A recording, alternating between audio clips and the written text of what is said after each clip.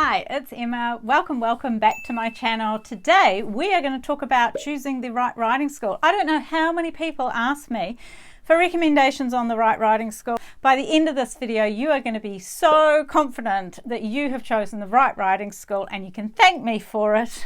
Let's get started. Okay, number one, do not choose the riding school that is closest to you. A lot of people do this. They're like, oh, Emma, what's the closest riding school to me? I want to go learn how to ride a horse. You need to have a little investigation, and I'll tell you a story. I stopped riding for 10 years. I had a break, and when I got back into it, I decided I wanted to go to riding school for a period of time, and I had a look around at all of the riding schools. There were ones local to me, literally 10 minutes away. I ended up driving an hour and 10 minutes, yes, 70 minutes, to go to the riding school that I felt was right for me. It was a good decision. It was the best decision. Same with Heidi, my daughter, right there in that photo. She wanted to learn how to ride when she was 5. I held off for quite some time because I didn't really want her to ride. That's another story. But her riding school was a completely different riding school to the one I went to, and that was a 50-minute drive away. It was specifically for kids and ponies and young children, and I don't know. Anyway, it was an excellent riding school. So what I'm saying, do not choose the riding school that is on your doorstep. Okay, number 2, if the riding school has a waiting list, it means nothing. It doesn't mean anything. Okay, just because it's got a waiting list is not an indication that it's a fantastic riding school. I hear even experienced equestrians going, oh, that riding school, go to that one, it's got a great big long waiting list, it must be really good. No, I know riding schools that have long waiting lists and they're absolute crap. They're no good. The only reason they've got a waiting list is because they're in close proximity to the city, or because they do really good marketing, or their socials are fantastic. Okay, just because it's got a long waiting list does not mean it's any better than the riding school down the road that might have space for you, your daughter, your kid, your husband, your son, your uncle, your auntie, whoever. What I'm saying is just because it's got a long waiting list does not make it the best riding school. Okay, number 3, once you've kind of looked and heard about a few riding schools and you've got a few on your list, check out their socials, have a look at their recommendations, have a look at their Google reviews, have a look at their website. Just do a little bit of desktop investigation, is that what it's called? And chat to people, because it will give you a really good feel for the type of riding school that they are, the type of clients or people they have at their riding school. If it's full of children and you're an adult, probably not the best place for you. So yeah, get a feel for it. Have a look at any videos they're putting up. It will give you a really good indication of what kind of riding school they are. Even to an untrained eye, you'll pick up a vibe. So definitely do that. Okay, once you've checked out the socials and the reviews, you probably want to choose a couple of riding schools, like whittle it down to 2, 3 max riding schools, and ring them and ask if you can come and visit and take a look. If they say no, forget it. They're clearly not open to being critiqued or observed, and that is a red flag in its own right. If they say, yeah, sure, come along, go along, check out a few things. First of all, the vibe. Is everyone happy? Are the horses happy? Are the dogs happy? Are the children happy? Are the coaches happy? Is the owner happy? Is everyone happy? Okay, I'm not suggesting it should be like Snow White and the 7 Dwarfs, where everybody's walking through the forest singing a happy song. But you will get a vibe. You know, some riding schools you go to, everybody's blimmin' miserable and you have no idea why. Some, they're really happy, the kids are all mucking in, everybody's sort of smiling and laughing and the horses seem content. You will get a vibe. Take a look at the horses as well. You know, do the horses look old, tired, skinny, thin, malnourished? Probably not a great riding school to go to. But if the horses are kind of, you know, not fat, but if they're kind of, you know, looking good, their coats are shining, they're content, they're happy in their work, then it's obviously a nice place to be, or at least for the horses.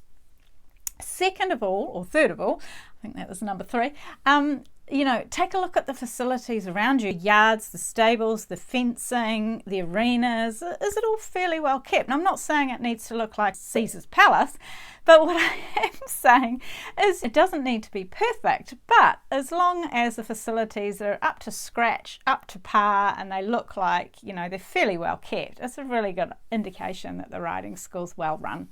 Okay, the fifth thing I want to talk about is when you're at the riding school, ask if you can observe a lesson. I mean, you don't have to be there for the whole 60 minutes. 10, 15 minutes will give you a really good feel around a few things. The first thing is, are the horses happy and are the riders happy? Again, everybody doesn't have to be riding along singing a happy song. But you can see at a riding school when riders are not happy or they're being forced or coerced into doing something they're not necessarily confident about, or they're being pushed a little bit too far. You can see that riders sometimes aren't particularly happy about that. They have a bit of an overbearing coach that they feel like they can't say no to. It's not kind of an open environment where everybody can have a to and fro and a chit chat.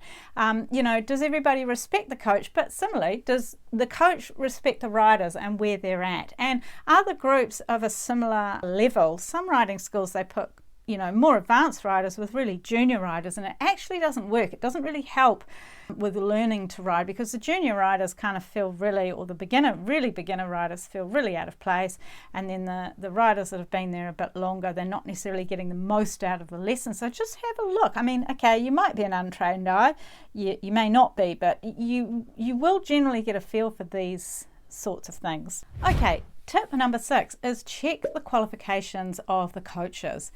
This is a bit of a blurred line, because some coaches have exceptional qualifications and they're very well qualified and they aren't necessarily great coaches. And then you can have an Olympian who's coaching and they're absolutely useless. I was coached by an Olympian a few years ago and I got absolutely nothing out of the lesson. He basically spent the whole lesson telling me how fantastic I was, which was not helpful. It's not what I wanted.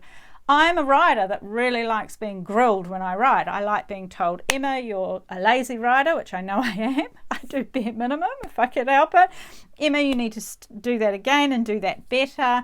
I like quite a tough coach, and this guy, he spent the whole lesson telling me how great I was, and I knew it wasn't great, and I knew I could do better, and I had spent 200 New Zealand dollars or more actually on being told absolutely nothing. Wasn't helpful.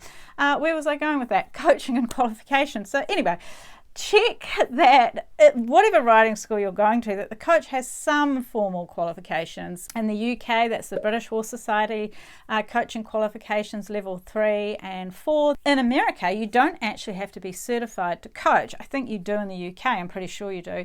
In the States, you don't, but they also have certain qualifications that coaches can attain in America. In other parts of the world, there will be associations or governing bodies that you can call, or just Google search and find out what qualifications pertain to your country. And I mean, it's up to you. If you can see or have been told by somebody experienced that this is a fantastic coach and they've got no qualifications, try them out, see how you go. You might learn something, you might not. Okay, second to last tip, pricing.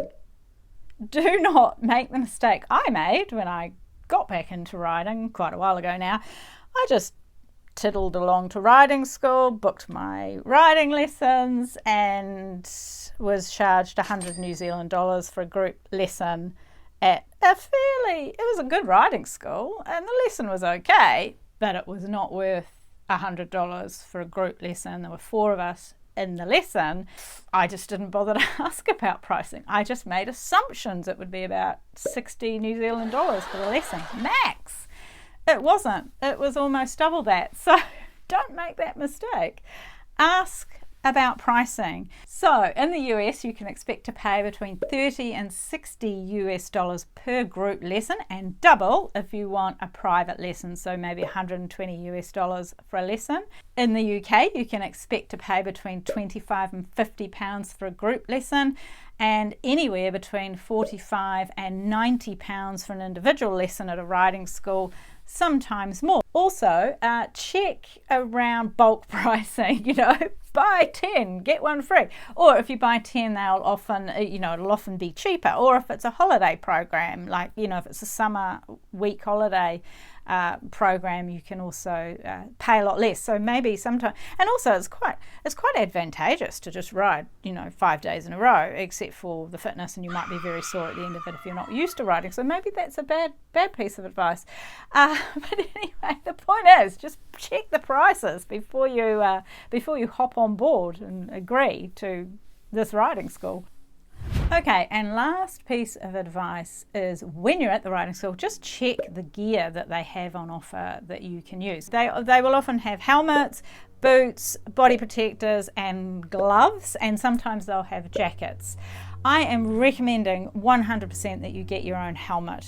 There's a couple of reasons for this. First of all, you don't really want to put some disgusting old sweaty helmet on your head, kind of a hygiene issue, but also more importantly, it's a safety issue. You don't know where the riding school helmets have been. You don't know if they've been dropped. You don't know if they've been in an accident.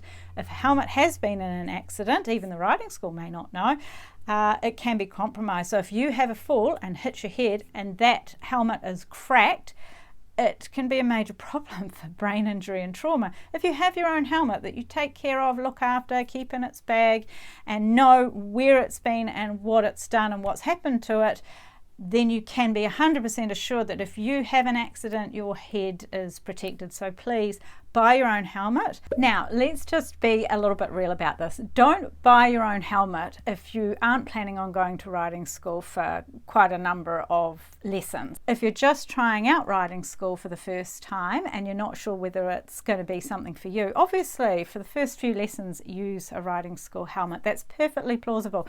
But if you're continuing to go on and you're booking lessons in advance and you're totally into it, then absolutely invest in a helmet.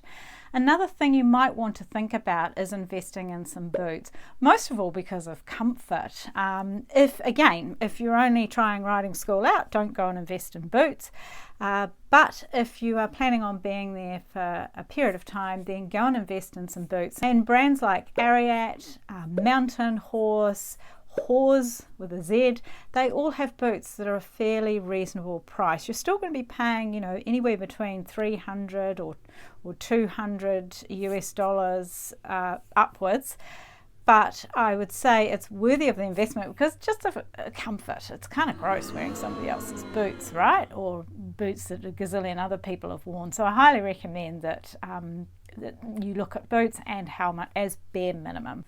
Okay, we've come to the end of the video. I hope you've got some ideas now. I do wish you well. Don't forget to like and subscribe. I love your support. I've got lots more videos coming up. And take care out there. See ya.